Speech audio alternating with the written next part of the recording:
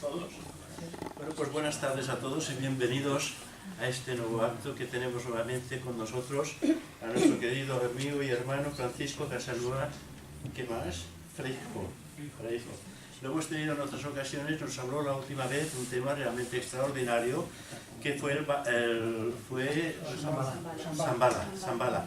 Un trabajo realmente muy trabajado por él, muy bien preparado y que nos gustó muchísimo. Hola. Y hoy lo tenemos nuevamente porque nos va a hacer un trabajo realmente interesante, una charla que nos va a hablar sobre la epopeya del Mahabharata, o Mahabharata, como lo queráis llamar. Él es un gran amigo y un gran orador sobre estos temas, es presidente de la Sociedad Rosacruz de Oro, tanto aquí en España como en México, me parece que está más internacionalmente, y la sede la tienen aquí en Zaragoza. Tienen ahí una edificación realmente fantástica, me la hizo visitar y me quedé alucinado de todo lo que estuve viendo allí, porque hay un trabajo extraordinario. Una cosa única que nada más lo tienen los Rosacruces. Y él es el director. Por lo tanto, vamos a escucharle, vamos a ver qué es lo que nos dice sobre Mahabharata. Adelante, tienes la palabra. Bueno, después de esa presentación, bajad las expectativas. Vamos a ver la técnica moderna y esas cosas.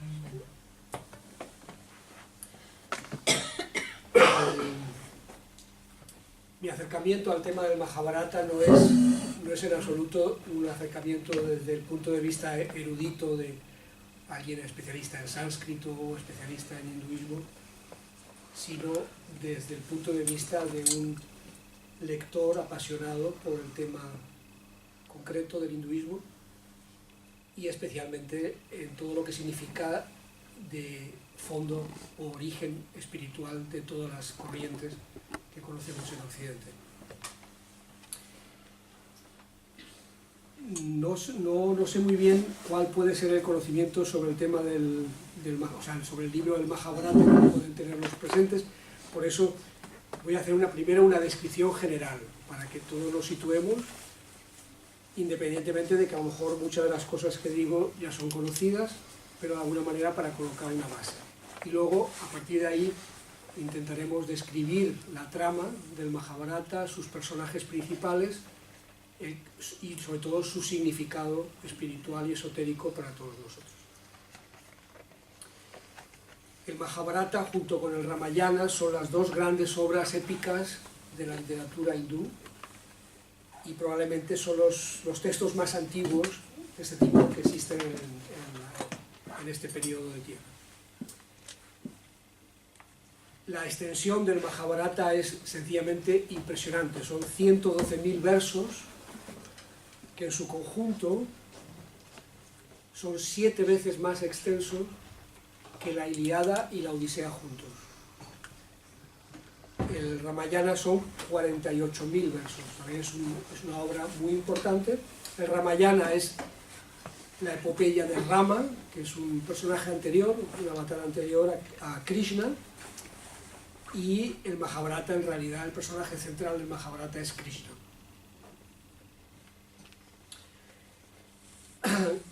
El Mahabharata lo que narra es el momento en el que la humanidad, que después de pasar por el periodo de oro y los siguientes periodos sucesivos, entra directamente en el Kali Yuga. El Kali Yuga es, como sabéis vosotros que sois teósofos, un periodo caracterizado por la confrontación, la guerra, la muerte y todo lo que significa la confrontación brusca con el mundo material, sus fuerzas y sobre todo con un aumento drástico de la ilusión. Y en el Kali Yuga lo que se produce, lógicamente, es una pérdida bastante importante de lo que hasta entonces era un contacto primero directo y luego intuitivo con el mundo divino. La humanidad se separa definitivamente de la percepción del mundo divino y entra en un periodo de oscuridad.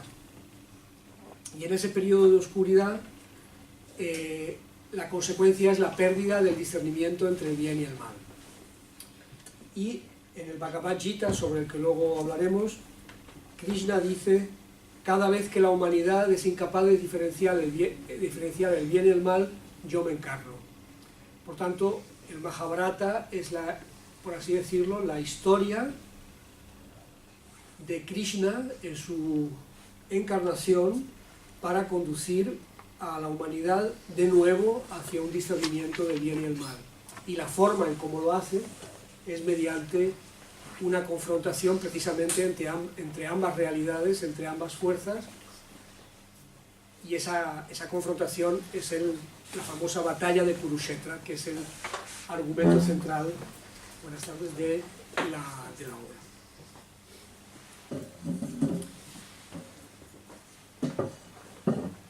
En primer lugar,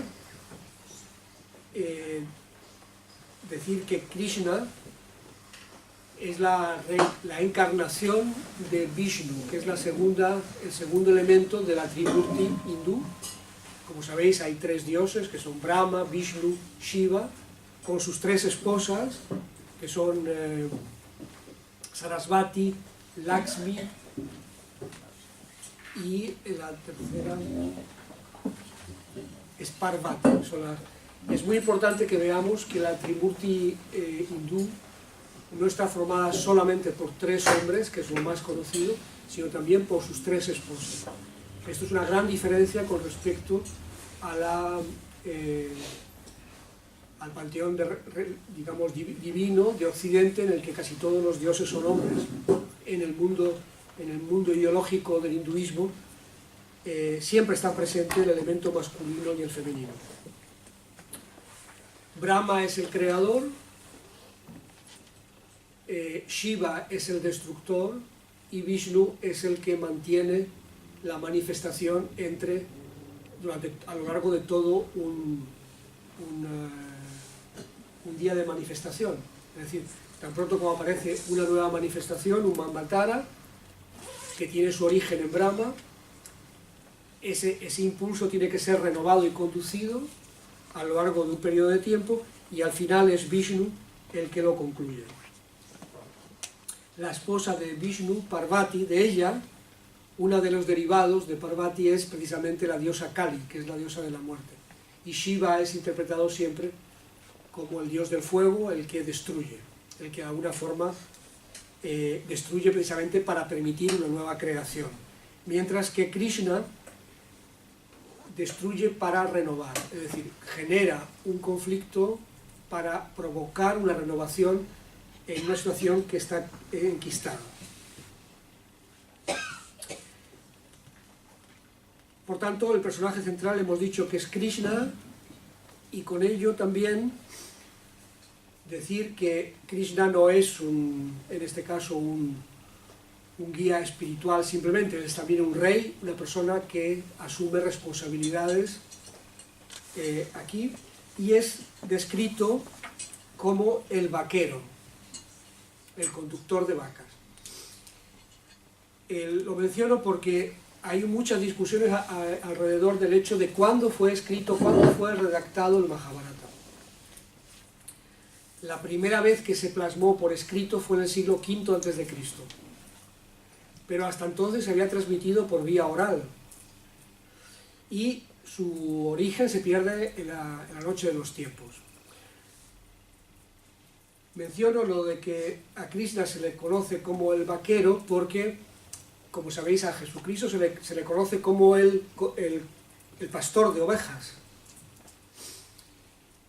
Y ello, a nuestro juicio, tiene que ver con el hecho de que la manifestación de Krishna se produce en la era de Tauro, mientras que la de Jesucristo en la era de Aries, el Cordero. Por eso a Jesucristo se dice el Cordero de Dios o el Pastor, porque estamos hablando ya del final de la era de Aries y el principio ya luego posterior de la era de Piscis. También los peces también es un elemento de los primeros cristianos. Mientras que en el periodo de en el que se desarrolla el Mahabharata, probablemente hace 4 o 5 mil años. Estamos hablando de la era de Tauro, que coincide al mismo tiempo con el hecho de que los mitos más importantes de Egipto, que son los de Isis y Osiris, a Isis se la presenta con una cornamenta de vaca. También estamos hablando de la misma época. Por tanto, Krishna es la luz que se manifiesta para esclarecer a los hombres y ayudarles de nuevo a discernir el bien y el mal, por así decirlo simplemente. El argumento humano de la historia es totalmente banal, no tiene mayor importancia. Es la típica discusión en una familia por una herencia. O sea, esto es algo que hasta nuestros días es bien conocido. Es decir, hay un rey que se llama Pandu, lo he puesto aquí, que es el heredero legítimo del reino. Su hermano es Dhritarashtra. ¿Y qué ocurre? Que Pandu tiene un encuentro desafortunado con una diosa, sin saber que era una diosa, y ésta le maldice. Y le dice que el día que yazca o se acueste con una mujer, morirá. Entonces, claro, este hombre, que es el rey, se encuentra ante la tesitura de que no puede tener descendencia, porque si lo intenta, se muere. Entonces lo que hace es, antes de retirarse con sus 2 esposas, que son Kunti y Madri, al bosque, abdica en su hermano Dhritarashtra.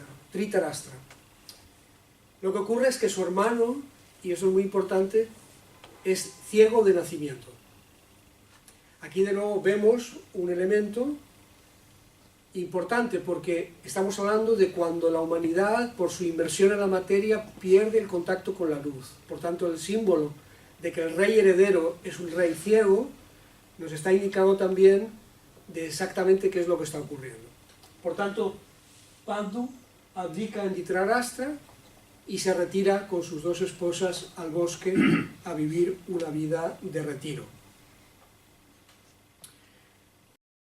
Pero resulta que cuando está en el bosque, la Kunti, la esposa, le dice: ¿pero por qué ha pasado? ¿Qué ha ocurrido? ¿Por qué has abdicado? Y entonces él le cuenta a su esposa la maldición que yace en él, ¿no? Y entonces la esposa le pregunta: ¿pero tú quieres tener hijos? Y dice: ya me gustaría. Y dice: pero es que no hay ningún problema, porque yo de niña hice un favor a un dios, y este dios me entregó un mantra que cuando lo pronuncio me puedo quedar embarazada del dios que desee. Aquí tenemos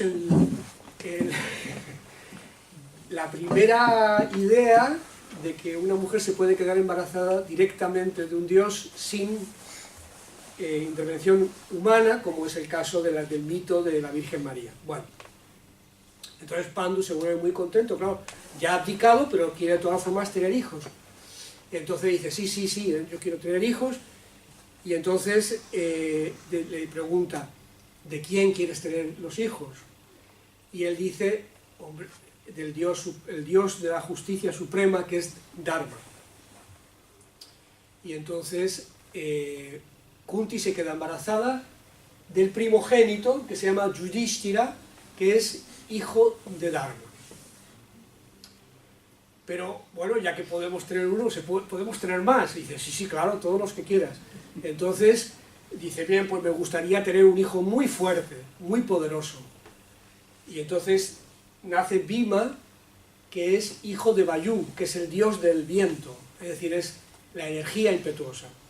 Es un chaval robusto. O sea, Yudhishthira es el prototipo de la persona justa, sabia, impecable en su comportamiento ético.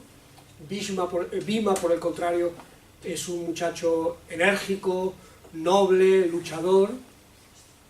¿Y puedo tener otro? Y dice: sí. Entonces el tercero nace naturalmente alguien para vosotros muy querido, que es Arjuna o Arjuna, que es el es hijo del dios Indra, que es el rey de los dioses. Indra es en el panteón hindú el equivalente a Zeus o Júpiter, y por eso es el más noble de todos los guerreros, es el rey por excelencia, el nacido para rey por excelencia. Pero lo que pasa es que Madri, la otra esposa, dice, hombre, qué bien que tú has podido tener hijos, pero yo me voy a quedar sin ninguno. Y entonces Kunti le dice, no, no hay ningún problema, y entonces le transfiere también a ella el secreto del mantra, y ella tiene otros dos más, que son Nakula y Sahadeva. Estos son los hijos de los gemelos divinos que representan la belleza y la sabiduría. Por tanto, de pronto, de buenas a primeras, Pandu, que pensaba que no iba a poder tener hijos, se encuentra con 5 herederos. Que, lógicamente, él había abdicado en su hermano, pero cuando su hermano muriese o abdicase, los herederos del reino serían los 5 hermanos hijos de Pandu, que en su conjunto se les llama los Pándavas, porque son los hijos de Pandu. ¿Ok? Para así resumir. ¿Qué ocurre? Que Gandhari, que es la esposa de Dhritarashtra, ella la casan engañada. O sea, no le dicen que su marido es ciego, que va a ser, que su futuro marido, y entonces descubre que su marido es ciego en la noche de bodas. Y claro, lógicamente le produce un disgusto tremendo, y ella toma la decisión de vendarse los ojos, y en toda su vida se quita el velo de los ojos, ni siquiera para ver a sus propios hijos. Con lo cual tenemos un rey y una reina, uno ciego y otro invidente por propia decisión, y cuando Gandhari se entera de que su cuñada está teniendo hijos pero en plan industrial, lo que hace es decir, pero entonces mis hijos no van a ser los herederos. Y estaba embarazada, ella estaba embarazada no mediante un mantra, sino de la forma habitual. Entonces lo que hace es provocar el parto para que sus hijos nazcan antes que los hijos de su cuñada. Os ahorro el detalle de cómo lo provoca, pero el caso es que en vez de tener un hijo, tiene una bola de carne, una esfera de carne. Y entonces Gandhari lo que hace es corta esa bola de carne en 100 trozos, mete un trozo en 100 tiestos, y de esos 100 trozos nacen 100 hijos. Y esos 100 hijos, cuyo primogénito es Duryodhana, que significa el difícil de vencer, ese es un nombre importante de retener, el difícil de vencer, esos 100 hijos en su conjunto son los llamados los Kurus. Por lo tanto tenemos a los Pándavas y a los Kurus. Y está escrito ya en las estrellas de que los Pándavas van a ser víctimas de los Kurus, ¿no? Eso es obvio, ¿no? O sea, es decir, que los Kurus, sabiendo que sus primos son los rivales naturales para ser reyes, desde niños van a hacerle la vida directamente imposible. Eso que ahora se llama bullying, ¿no? Ya se practicaba hace 5000 años. Entonces, toda la infancia de los Pándavas está plagada de trampas, tretas, maldades de todo tipo que le hacen sus primos hermanos con objeto de liquidar, directamente de liquidarlos, ¿no? Pero los Pándavas siempre vencen por su nobleza, su altura de miras, y porque practicaban el lema de la sociedad teosófica, que es que no hay más religión más elevada que la verdad, ¿no? Y por tanto, en realidad, no hay dharma más elevado que la verdad, ¿no? Es el padre de Yudhishthira. Bueno, este es el escenario, y por tanto, ese escenario va a provocar que los hijos de la oscuridad y los hijos de la luz se van a tener que enfrentar tarde o temprano, sí o sí. Y cuando se enfrentan es la batalla de Kurukshetra, la famosa batalla de Kurukshetra. Entonces, toda la primera parte del libro es la historia de cómo los Pándavas intentan evitar esa batalla, porque, le digo, ellos no son personas que quieran la guerra, ni quieran la destrucción, y menos por simplemente un reino, y al mismo tiempo los primos, que hacen todo lo posible por liquidarles,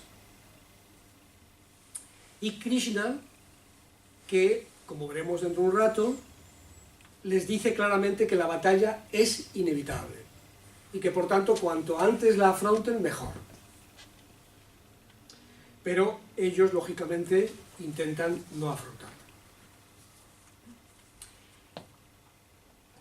Hay un momento dado en el que, para evitar esa guerra, precisamente, Yudhishthira se juega el reino a una partida de dados con sus primos, y por supuesto los primos hacen trampas, eso lógico, y entonces pierde, o sea, pierde el reino y pierde todo, o sea, es decir, que primero se juega el reino, luego se juega a sus hermanos, luego se juega a su esposa, y luego se juega a sí mismo y pierde, todo lo pierde a los dados. Pero Krishna hace un milagro que consigue que ellos se recuperen a sí mismos, pero no el reino. Y el precio es que tienen que irse 12 años en exilio, más un año más, el 13º, en el que tienen que estar escondidos para que no les encuentren sus primos. Ese es el pacto. Si les encuentran, tendrían que estar 12 años más en exilio. Bien. Pero antes de llegar allí, los Kurus quieren matar, hacen una trama para matar a los Pándavas. Y entonces los Pándavas, que se enteran, huyen del reino de Hastinapura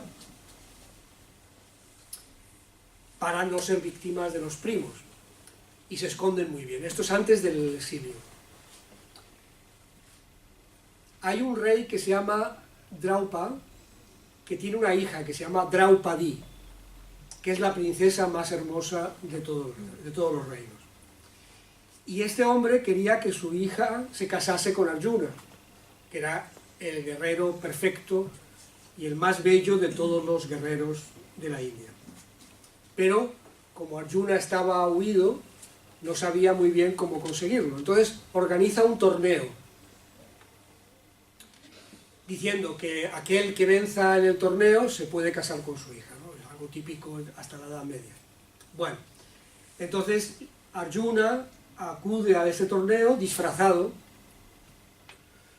y hace algo que lógicamente solo Arjuna podía hacer, que es donde todos habían acertado con su arco en el blanco, con su flecha, Arjuna mete 5 flechas una dentro de otra. O sea, él tira la flecha, la mete justo en el centro del blanco, pero luego tira 4 flechas más que se clavan una dentro de la otra de ese blanco. O sea, es un portento que era muy característico de él porque era el mejor en todo, por eso se le considera el guerrero perfecto. Y entonces, lógicamente, conquista a Draupadi. Y se la lleva, claro, directamente. Entonces, cuando llega a casa con Draupadi, se la presenta a sus madres, ¿no? Dice: mamá, aquí traigo a mi futura esposa. Y entonces Kunti le dice: sí, pero no te puedes casar con ella. Draupadi tiene que casarse con los 5 hermanos. Y dice: ¿pero por qué? Dice: porque es la única manera, vosotros tenéis una misión que cumplir, y la única manera en que podáis cumplir vuestra misión es que los 5 permanezcáis siempre unidos. Y la única manera de que siempre estéis unidos es que tengáis la misma esposa. Y entonces ellos, por supuesto, obedecen a su madre y se casan los 5 con Draupadi.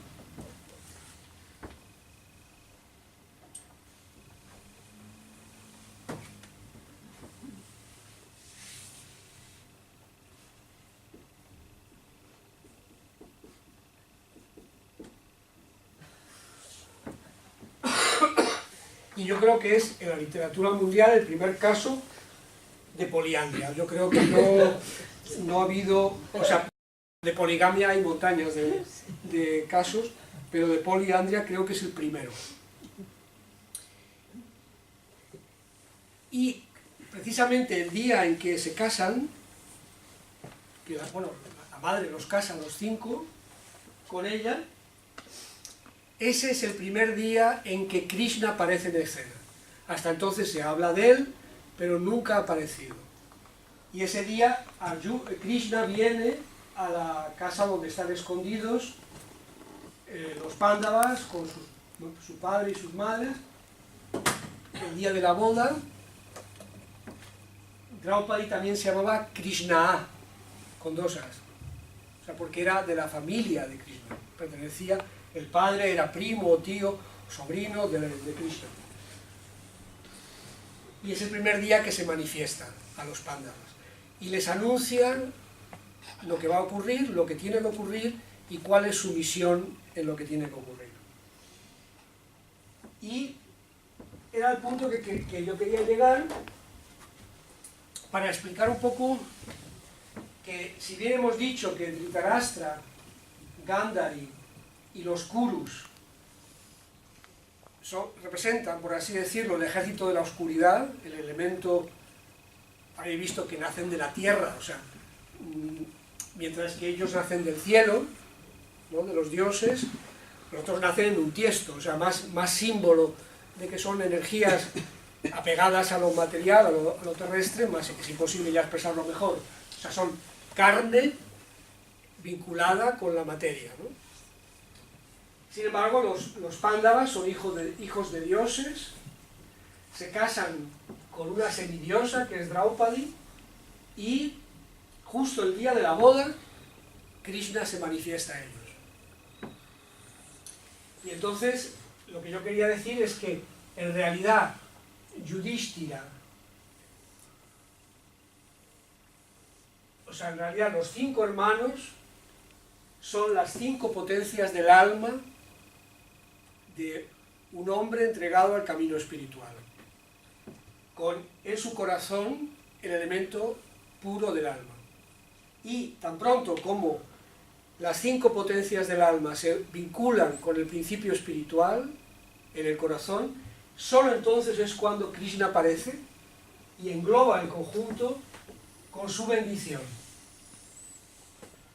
Por tanto, en realidad, estamos frente a frente con los 5 Pándavas, Draupadi y Krishna.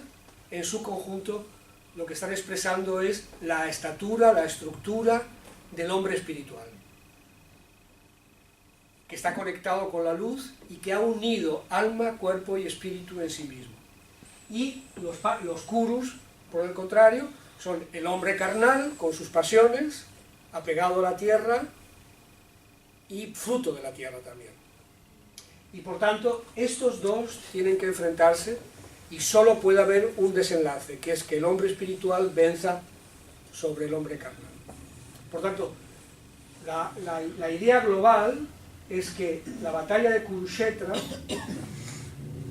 representa la batalla que en este periodo en el que nos encontramos nosotros, que es el Kali Yuga, cada ser humano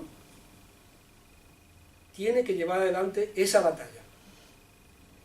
Y esa batalla la tiene que realizar por la conexión con el espíritu, Krishna, por la unión central con el principio del alma espiritual en el corazón, que es Draupadi, y utilizando las 5 potencias divinas de las que el ser humano dispone, es la belleza, la sabiduría, la fuerza, la energía de lucha por la justicia y la ética suprema, la verdad suprema.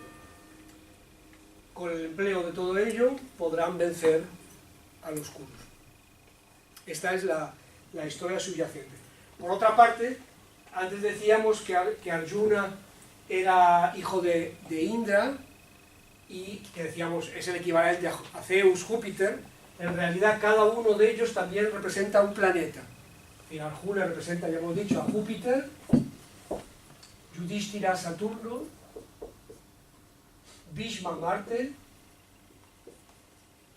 Nakula Venus y Sahadeva Mercurio. Y lógicamente Draupadi es la luna. Y Krishna, el sol. Por tanto, los 7 elementos planetarios, por así decirlo, que configuran la constelación del ser humano, están representadas por esas 7 fuerzas divinas que se juntan en el, podríamos decir, el guerrero de la luz, el combatiente por la victoria de la luz, para conducirle a la victoria.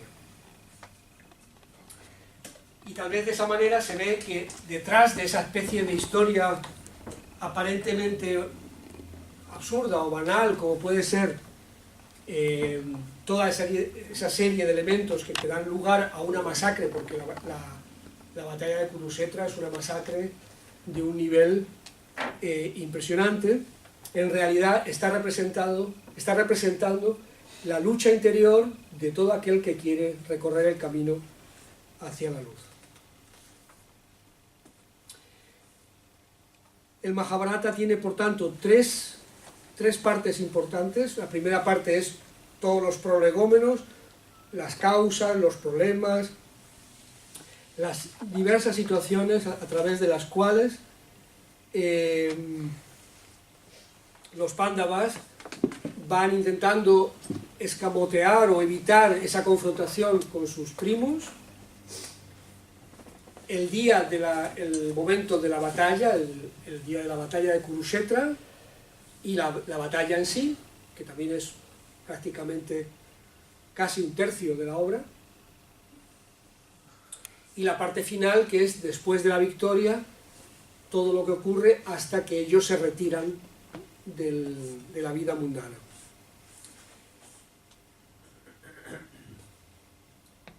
Yo voy avanzando, porque claro, es que estas narraciones se hacían en la India en las épocas de festividad. Entonces venía pues un bardo, un poeta, y se llevaba 4 días contándola, ¿no?, en la plaza del pueblo, y todo el mundo se sentaba alrededor a escuchar todas estas batallas. Estamos hablando, la edición en inglés son 18 tomos, ¿no?, un poco más grandes que esto, y la edición en español se está ahora sacando en una editorial en Argentina, en la editorial Hastinapura de Argentina, y van por el tomo 9. Va a ser una obra de 12 volúmenes bastante significativos. Digo, es una obra monumental. Entonces es evidente que yo estoy yendo no a vuelo de pájaros, sino a vuelo de avión supersónico, ¿no? Pero es muy conocido que por fin llega el día de la batalla. Los ejércitos están colocados uno frente a otro, los ejércitos de los Pándavas y los ejércitos de los Kurus, y resulta que Krishna, que también es un rey, como hemos dicho, él no puede favorecer a ninguno de los dos bandos.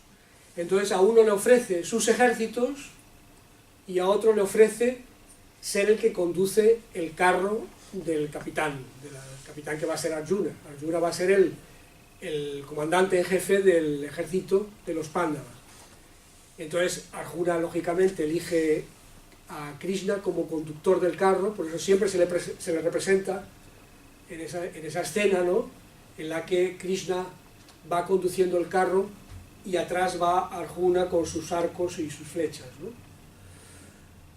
Entonces es evidente que Arjuna prefiere la conducción espiritual a no importa qué ejército. Aquí también tenemos de nuevo una primera manifestación de esa otra escena que se produce más tarde, cuando Jesucristo también es juzgado y dice: no, mi reino no es de este mundo, yo no preciso soldados, ¿no?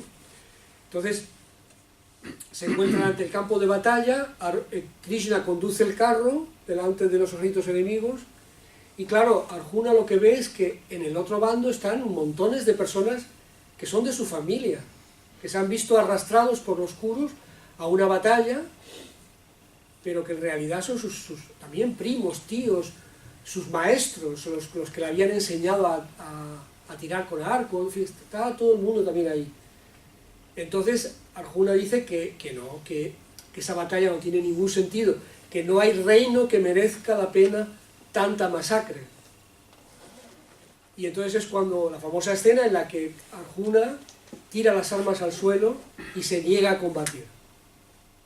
Y en ese momento es cuando Krishna intenta convencerle de que tiene que combatir.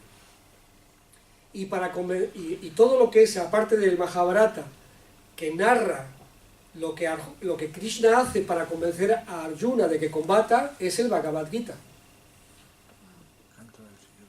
O sea, el Bhagavad Gita comienza en el mismo momento, o sea, que el canto del Señor comienza en el mismo momento en que Krishna le dice que tiene que combatir. Y Arjuna dice que no. Y entonces, como no le convence de manera argumental, ya que es un tema muy importante, Krishna hace apelación al honor, a sus deberes, a sus obligaciones, y nada de eso le convence. Y entonces, para ya convencerle, Krishna se le manifiesta en su estatura divina.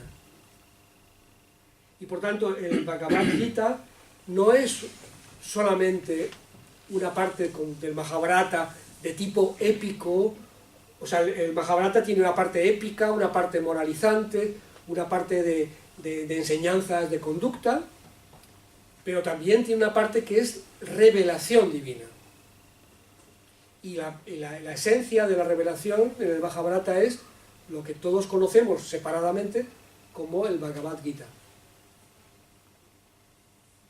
Que al mismo tiempo es la primera vez que de una forma sistemática se manifiesta la filosofía Sankhya, que es uno de los elementos nucleares de toda la filosofía hindú, de cualquiera de las ramas de filosofía hindú que exista. Y bueno, tras esa revelación, los ojos de Arjuna son abiertos, ve la realidad y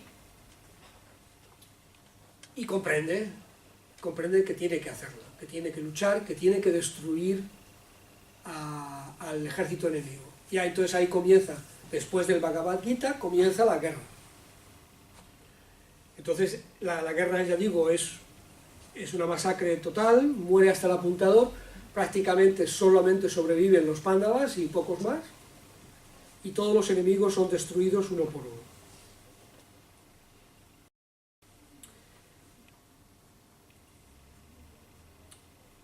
Posteriormente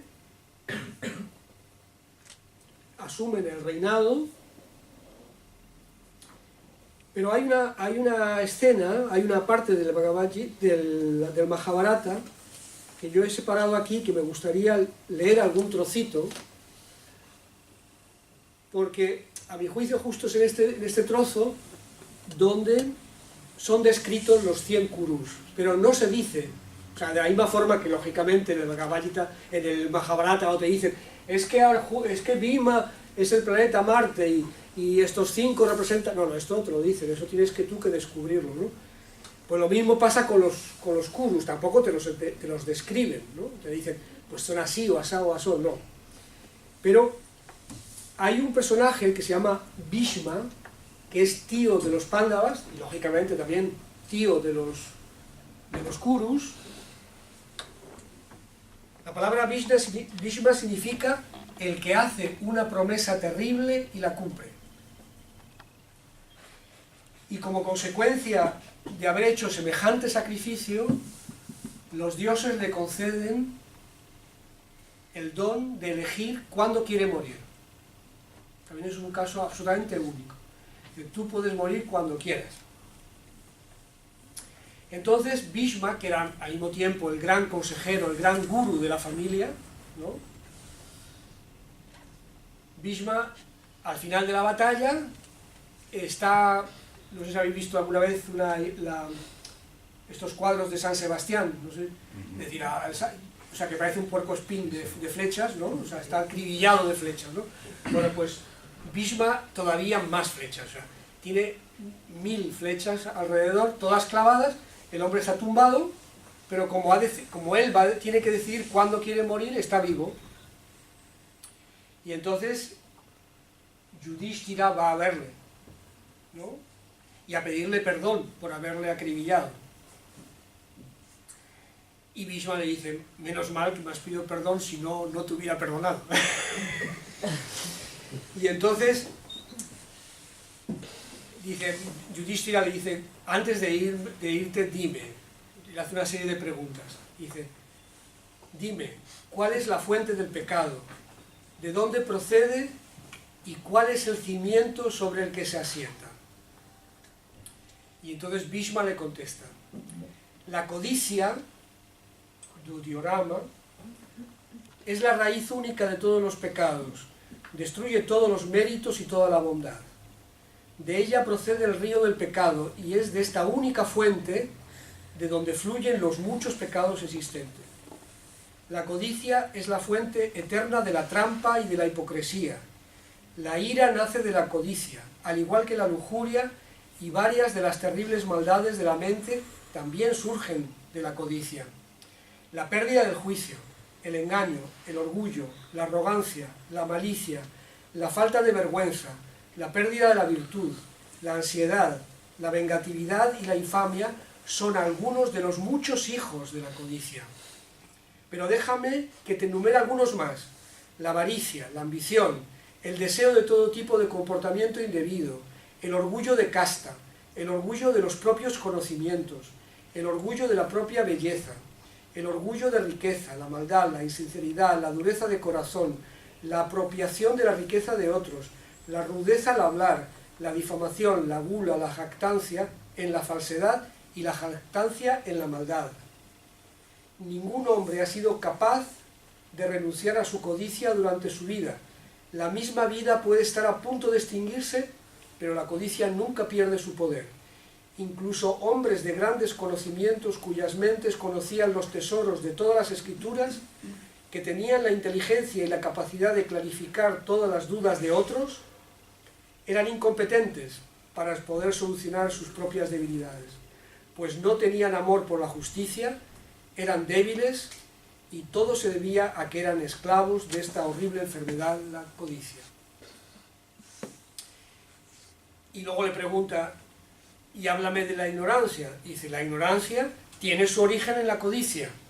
Cuanto más crece la codicia, más crece a su vez la ignorancia. La raíz de la codicia no es otra que la pérdida de claridad mental, la pérdida del juicio. Así pues, la ignorancia es una compañera inseparable de la codicia. Hay 50 descripciones más de muy así, pero vamos, este pasaje concreto, desde mi punto de vista, está describiendo cuáles son las cualidades de los enemigos a los que se han tenido que enfrentar.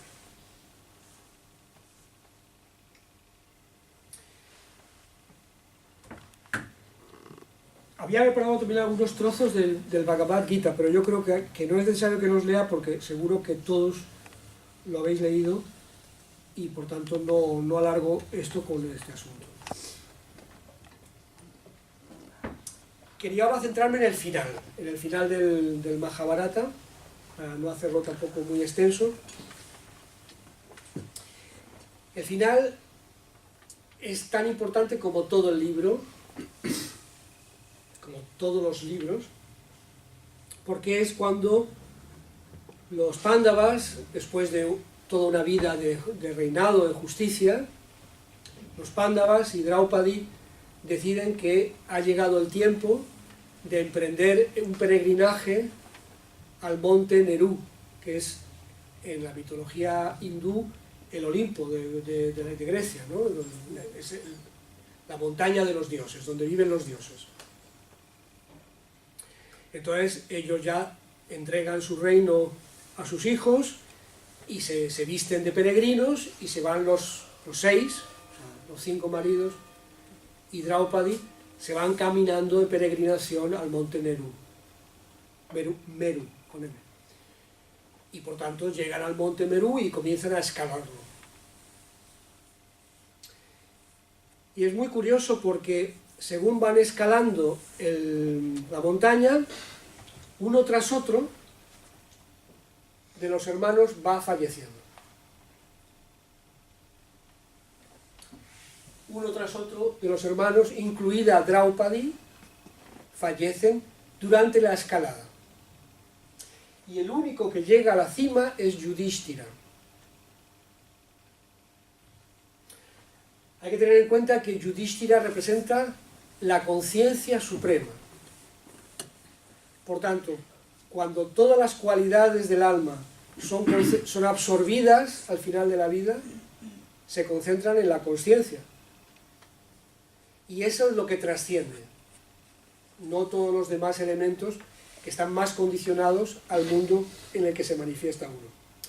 Entonces Yudhishthira llega a la cima de la montaña y en ese momento hay una nube encima de la montaña y se oye una voz que dice: bienvenido Yudhishthira, has llegado al final de tu peregrinaje y te has vuelto digno de entrar en el cielo, en el mundo de los dioses.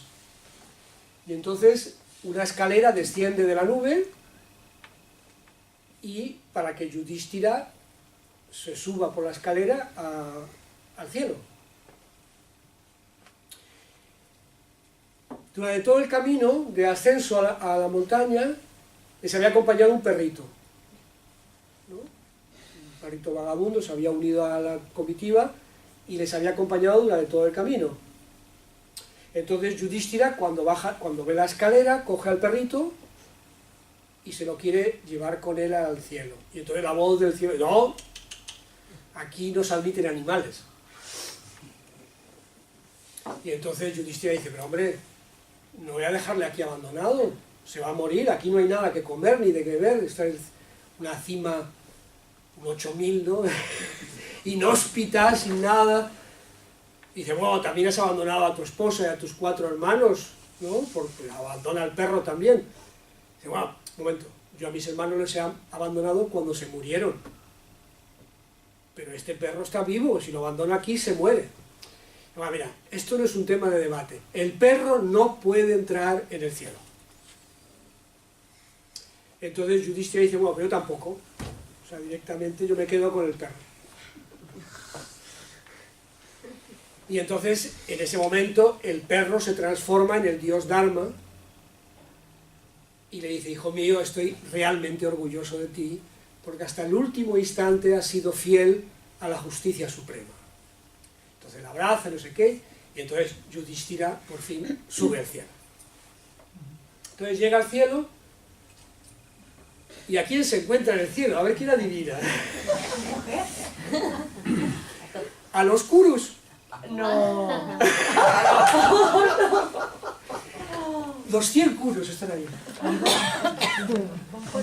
Y entonces dice: ¿pero y esto? Y dice: sí, está escrito en la ley que todo caballero que muere dignamente en un campo de batalla va al cielo. Todos tus primos murieron en Kurukshetra dignamente, combatiendo, y por tanto están aquí. ¿Y mis hermanos y mi esposa? No, ellos están purgando sus pecados en el infierno. ¿Cómo? Sí, bueno, en el infierno, en el purgatorio, ahí. Ellos tenían todavía sus cosillas, han cometido errores aquí y allá, y eso tienen que purgarlo. No pueden estar aquí. Ellos no han muerto en el campo de batalla, ellos han muerto de vejez. Y entonces, bueno, esto es un escándalo. No, no es ningún escándalo, esto es la ley. El caballero que vence, que muere en campo de batalla, va al cielo, y el que no, si no está totalmente limpio, al purgatorio. Pero tú, que realmente has muerto y hasta el último día has sido puro en tu comportamiento, tú puedes estar en el cielo. Dice: no, no. Dice: yo me he pasado toda la vida aguantando a esos tipos, como para ahora pasarme toda la eternidad aguantando a estos elementos, que me han hecho la vida imposible. De donde están mis hermanos, allí voy yo. Ah, como quieras, como quieras. Entonces van y la acompañan al purgatorio. Entonces llega a un sitio sombrío, maloliente, muy tal, o sea, todo lo que podemos imaginar como un lugar medio tétrico, y ahí están los 4 hermanos y su esposa llorando, ¿no? Yudhishthira, qué bien que vienes con nosotros a traernos un poco de aire fresco, que no podemos ni respirar aquí Entonces se abrazan, él se sienta con sus hermanos y su esposa, y en ese momento aparece de nuevo el guía, y de repente todo desaparece. Y se encuentran los 5 Pándavas y Draupadi, y ha desaparecido todo. Y entonces le dice, Yudhishthira, compréndelo, esta era la última ilusión que tenías que vencer. No existe ni el cielo ni el infierno. Y es ahí donde concluye la historia de los Pándavas.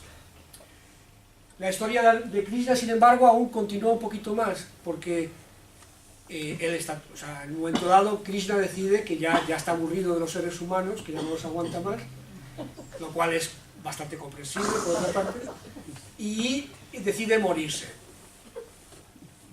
El Mahabharata está, el que transcribe, por así decirlo, el autor oficial del Mahabharata es un sabio brahman que se llama Vyasa. Entonces Vyasa es un señor que va todo el tiempo con Krishna y va, por así decirlo, levantando acta de todo lo que ocurre, y es el narrador oficial del Mahabharata. Entonces cuando Krishna le dice a Vyasa que se va, que ya está, Vyasa le pregunta, yo te he acompañado fielmente toda esta epopeya, he sido fiel transcriptor de todo lo que ha ocurrido, pero antes de irte, quiero que me permitas que te haga una pregunta. Dice, sí, la que tú quieras. Y dice, vamos a ver, tú eres la encarnación de Vishnu. Dice, sí. Y Vishnu es el Dios supremo, es el máximo. Dice, sí. Es la potencia rectora durante un Manvantara. Entonces explícame por qué aquí y allá has hecho trampas. ¿Por qué en determinados momentos has ocultado situaciones para que los Kurus no las vieran, de forma que podías ayudar a los Pándavas?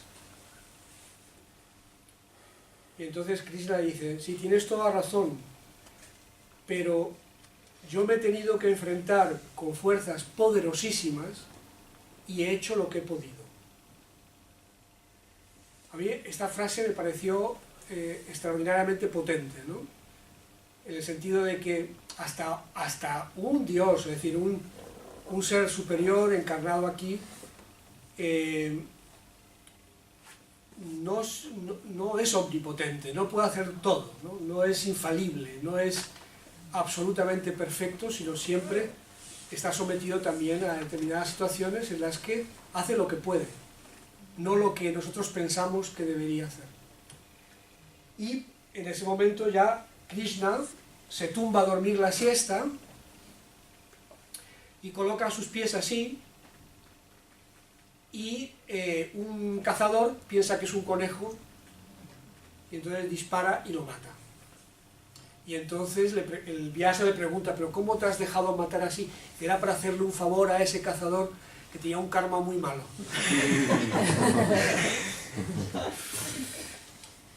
Bien, esto es básicamente, en grandes rasgos, ¿no? La historia del Mahabharata. Y yo creo que lo más, al menos desde mi punto de vista, lo que daría una idea de la estructura, ¿no? Del esqueleto de la obra, ¿no? De su trama, de los porqués, para qué es, y tal vez algunos aspectos de su realidad invisible, ¿no? A primera vista. Y la idea es que si es un tema que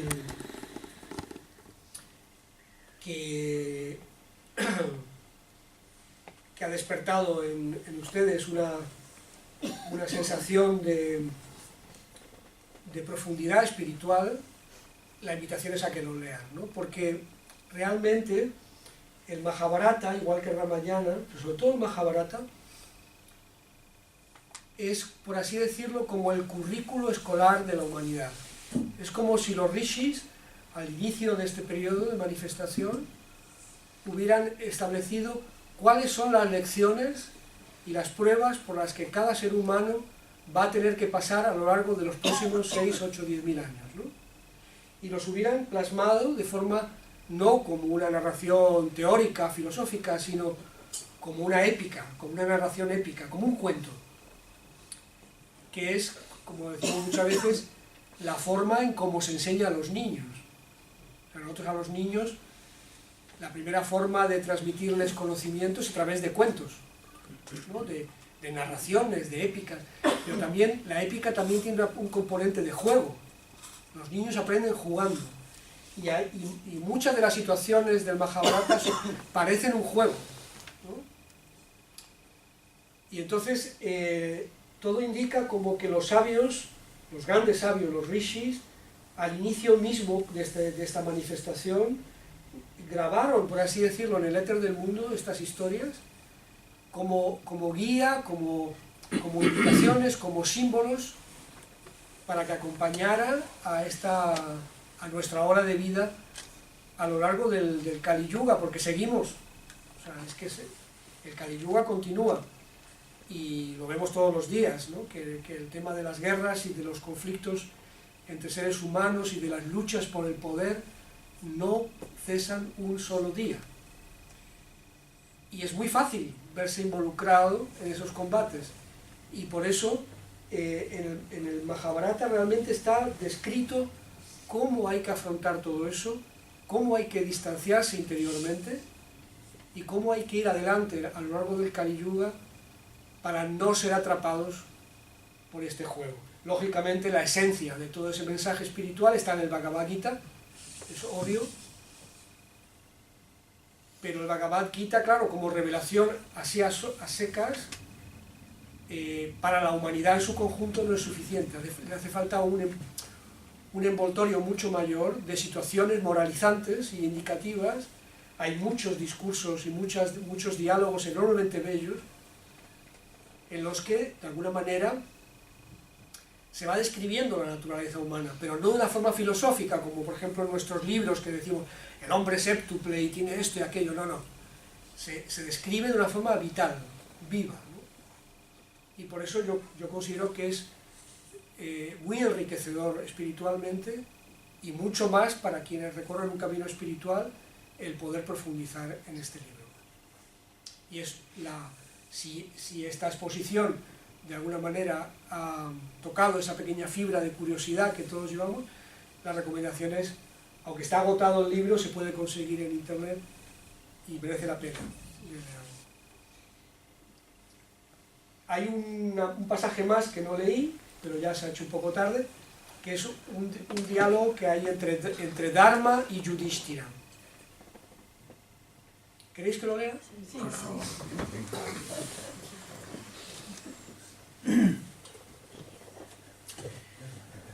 Se trata del capítulo que se llama El lago de la muerte. El lago de la muerte se llama. Es decir, los Pándavas no solamente son machacados por sus primos y les hacen toda clase de cosas, también son puestos a prueba, como hemos visto ahora con el perrito. El perrito ha sido claramente, Dharma pone a prueba a su hijo. Pues hay otro momento en que también Dharma les pone a prueba. Y se trata del lago de la muerte. Resulta que un brahman viene a los Pándavas, estando en el exilio, un brahman viene a los Pándavas y les dice que un ciervo se ha metido en su casa y se ha llevado enganchado en los cuernos los palos que usan los brahmanes para encender todos los días el fuego. O sea, tienen unos palos para encender todos los días el fuego. En la casa de un brahman todos los días hay que encender el fuego como un elemento sagrado, litúrgico. Y entonces este anciano brahman viene a pedir ayuda a los Pándavas. Y los Pándavas nunca jamás en toda la obra dejan de ayudar a alguien, aunque se jueguen la vida en ello. Entonces los Pándavas se ponen a buscar al ciervo, que se ha llevado esos palos enredados en sus cuernos, pero el ciervo se escabulle. Y entonces los Pándavas, buscando y buscando, llegan a se pasan un montón de tiempo buscando hasta el punto de que les entra una sed horrible. Han perdido el ciervo, han perdido los palos, están desesperados porque no han podido ayudar al Brahman y encima tiene una sed ardiente. Y entonces Yudhishthira envía a Nakula a buscar algo donde se pueda beber, para ir a beber, que traiga un poco de agua. Entonces Nakula va, ve un lago, va y no vuelve. Entonces dice, oye, Sahadeva, ve a ver qué ha pasado con tu hermano. Va y tampoco vuelve. Envía a Arjuna y no vuelve. Envía a Bhima y no vuelve. Entonces va, por fin, Yudhishthira en persona y se encuentran los 4 hermanos muertos al borde del lago. Entonces, cada vez que los hermanos llegaban al lago, del lago salía una voz que decía: antes de probar las aguas, me tienes que responder a una pregunta. Pero los hermanos no habían hecho caso, habían intentado beber y habían quedado fulminados. Y entonces, cuando llega Yudhishthira, le pregunta la voz esta, le dice lo mismo, que no puede beber del agua sin antes responderle a unas preguntas. Oh, mira, el agua, vamos a beber agua. Si me muero, no...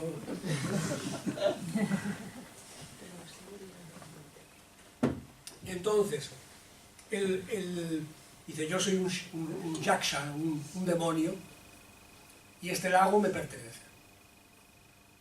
Tus hermanos no me han hecho caso, han querido beber, a pesar de que les dije que si bebían sin responderme, morirían, y han muerto. Y si tú haces lo mismo, morirás también tú. Dice, tu hermano Arjuna trató de luchar por su vida, intentando matarme con sus flechas. Invocó a todos los divinos astras que tenía a sus órdenes, y los dirigió contra mí, pero no pudo hacerme nada. Le pedí que respondiera a mis preguntas, pero él rehusó, bebió el agua y murió. Y entonces me dice, me alegro, Yudhishthira, que seas humilde y que te prestes a responder a mis preguntas antes de beber. Y entonces el lago le pregunta a Yudhishthira, ¿qué hace que salga el sol? Y la respuesta es, Brahma hace que salga el sol. ¿Y quiénes son los compañeros del sol? Sus compañeros son los dioses. Aquí estamos hablando de nuevo. ¿Quién hace que el sol se ponga? El Dharma hace que el sol se ponga. ¿Qué es más rápido que el viento? La mente es más rápida que el viento. ¿Qué es más numeroso que la hierba? Los pensamientos que aparecen en la mente de un hombre son más numerosos. ¿Cuál es el más alto refugio de la virtud? La liberalidad es el más alto refugio de la virtud. Y del cielo, la verdad es el más alto refugio del cielo. Y de la felicidad, la buena conducta es el más alto refugio de la felicidad. ¿Cuál es el amigo que los dioses garantizan al hombre? La esposa es el amigo que los dioses otorgan al hombre. ¿Y cuál es su principal apoyo? Las nubes. ¿Cuál es la cosa que merece mayor alabanza? La habilidad. ¿Y cuál es la más valiosa de todas las posesiones? El conocimiento. ¿Cuál es el mejor tipo de felicidad? La autosatisfacción. ¿Y cuál es el más alto deber de este mundo? Abstenerse de injuriar. Es el más alto de todos los deberes. En fin, continúa. Y todo ello es un diálogo de una enorme belleza, ¿no? En un momento dado le pregunta, ¿cuál es el mayor milagro? Dice, el mayor milagro es que sabiéndonos todos mortales, vivimos como si fuéramos inmortales.